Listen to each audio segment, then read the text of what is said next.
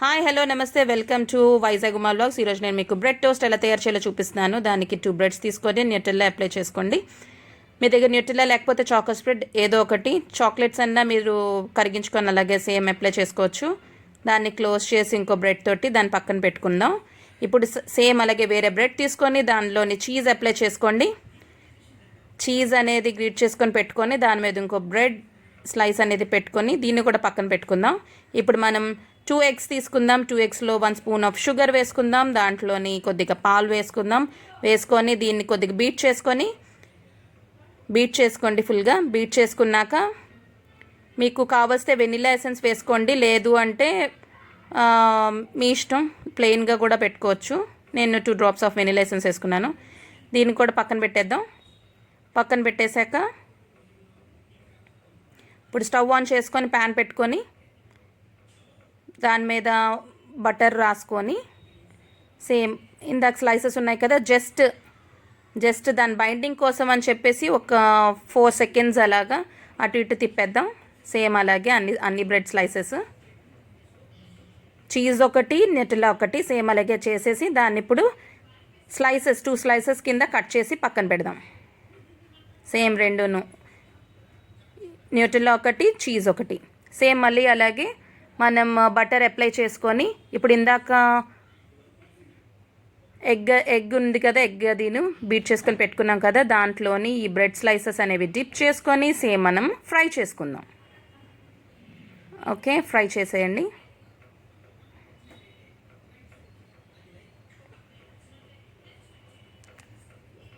Same మొత్తం అన్ని sides fry అయినా లేదో చూసుకోండి. దాన్ని మళ్ళీ టర్న్ చేసుకొని అటువైపు కూడా ఫ్రై చేసుకోండి బాగా. ఎందుకంటే ఎగ్ కదా, కొద్దిగా స్మెల్ వస్తుంది లేకపోతే, అందుకనే మొత్తం అంతా ఫ్రై అయిందో లేదో మీరు చూసుకోండి. నేను ఇందులో ఇప్పుడు 3 types ఆఫ్ ఫ్రెంచ్ టోస్ట్ చేశాను. ఒకటేమో న్యూటెల్లా తోటి, ఒకటేమో చీజ్ తోటి, ఒకటేమో ప్లెయిన్ బ్రెడ్ తోటి నేను ఫ్రెంచ్ టోస్ట్ చేశాను.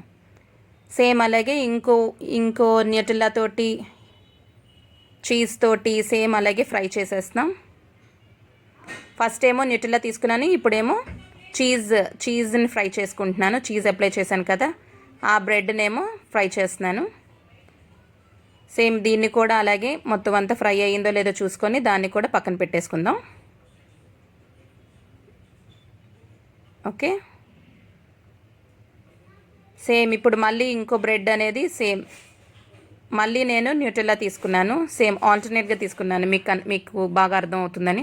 ఫస్ట్ న్యూటెల్లా, తర్వాత చీజ్, తర్వాత న్యూటెల్లా, తర్వాత చీజ్, అండ్ దెన్ ప్లెయిన్ బ్రెడ్ని కూడా తీసుకుంటున్నాను.